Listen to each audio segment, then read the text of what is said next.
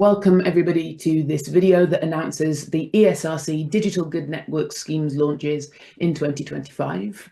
My name is Ros Williams and I help to lead the network. We wanted to let you know that we'll be announcing two calls this year. The first of those is the Digital Good Research Fund, a third round of that particular fund. We also, later in this year, will be announcing a PhD internship scheme. We've already run one of these. I'm not going to, in this video, talk at great length about the PhD internship scheme, just to let you know that the design of this scheme is to fund PhD students to take a leave of absence from their doctoral studies, undertake a 3-month discrete project with a project partner that either we locate through our existing partnerships or that they locate themselves and propose as a partner. They'll undertake that during the calendar year, and after that will be part of the network and join us for various different events. So it's a really exciting opportunity for those who are interested in what we're doing and are at doctoral level. So please pass that on, that we'll launch that in the summer. The bulk of this video will be focused on the Digital Good Research Fund Call 3, which we're announcing today. The Digital Good Network, though, it's useful for those watching the video to understand who we are and what we're doing before we jump into the work that we fund, are exploring the idea of building a research community. That's what we want to do together, that focuses on what a good digital society looks like, but also how it is that we get there. Our proposition is that to do that, we need to bring together various disciplines and various sectors. In doing that, we also support funding for interdisciplinary research, internships and fellowships. And we also provide training, including our annual summer school, the third of which will be taking place this year. We host events that you can learn more about on digitalgood.net, and we also, through our work, engage policy, industry, practitioners, community and civil society. As part of our work, we organise it around 3 key societal challenges: equity, sustainability and resilience. And we believe that these are crucial to envisioning good relationships with and through digital technologies. I shan't go into detail about what we mean by each of these themes, but what I will say is that in successful applications to the Digital Good Research Fund, which you may be considering applying for, you will find that those who are successful will articulate a key link to at least one of these societal challenges. And our application form, as you will see, invites you to tell us which of these societal challenges your work engages with. So equity, sustainability, and resilience. We provide there a kind of a prompt for how we understand each of these terms. We are interested to understand how different people and different contexts might grasp and understand these terms and define them, operationalize them in practice. So we're not wedded to a particular meaning of these, but are interested to see that you're engaging with them. We should also mention that over the course of the Digital Good Network, we're interested in creating what we describe as a digital good index, which is going to involve considering multiple facets of the digital good, including whether, how, where and for whom digital technologies might be considered good for society. And our intention isn't to reduce the digital good to a checklist, but rather to reflect broadly on how the good might be measured to account for the societal impacts of digital innovations. Our aim is for the index to be used within a broad range of sectors. These include governments, policymakers, practitioners and industry, and elsewhere charities, community groups. And crucially, the Digital Good Research Fund, as well as our fellowships and internship schemes, findings and activities undertaken as part of those efforts all feed into what we produce in the index. So the index is very much a collaborative effort, and we're keen to work with other partners in our network, including those who we fund through the Digital Good Research Fund, in the creation of this index.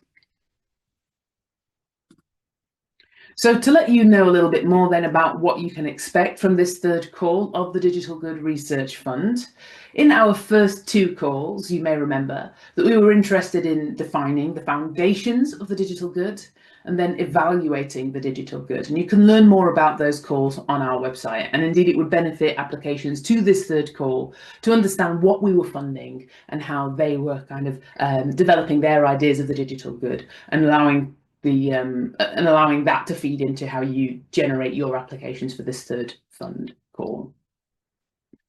So the Digital Good Research Fund's third call is building the digital good. And we're asking projects to propose to do one or more of the following: Broadly conceived, we're asking applicants to generate or rework digital technologies with the intention of achieving the digital good.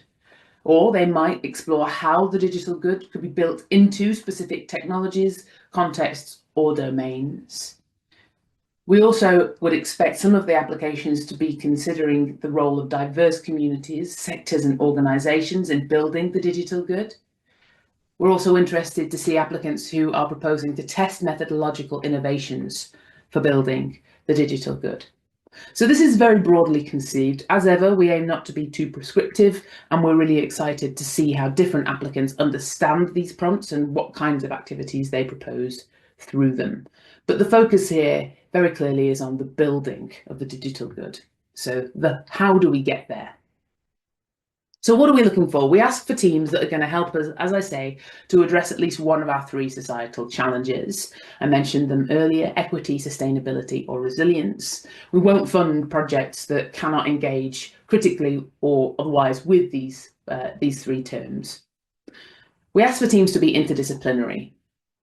We also ask that they promote early career research and leadership opportunities. There are various ways that you can do that. So a PI might be named, might be an ECR. An ECR might also be a named applicant on the application as well. So it's worth thinking there in your form about how ECR development is taken seriously in your application and in your proposed activities. All of the projects that we fund tend to have a really strong narrative about how ECR development is fostered in the activity proposed. We also expect there to be some connection with communities and organisations who are external to academic research. So when you're thinking about the composition of your team, please do bear in mind its disciplinary mix, the career stage of those who are involved and given opportunities, but also how you're moving beyond the academy and comprising your collection of co-applicants. We reviewed the disciplines, the methodologies, the teams, the topic areas of existing digital good network research, as we do after each call, and have identified gaps that we want to fill to be able to help us to meet our objectives.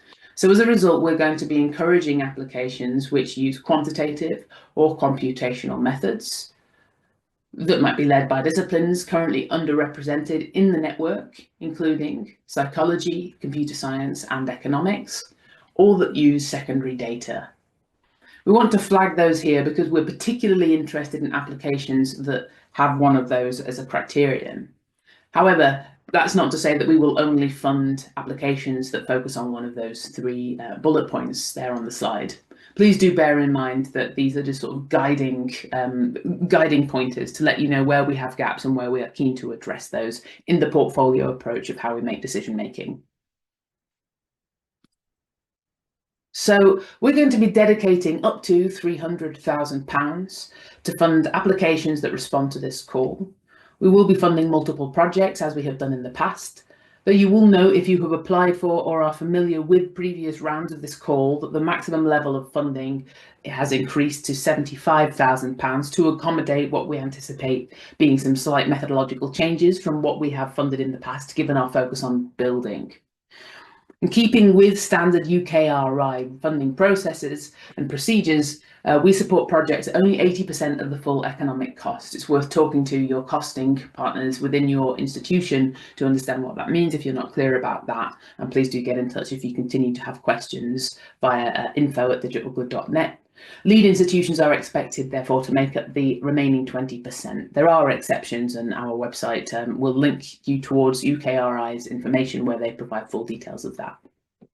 It's a late June deadline on Thursday the 26th, so please do bear that in mind.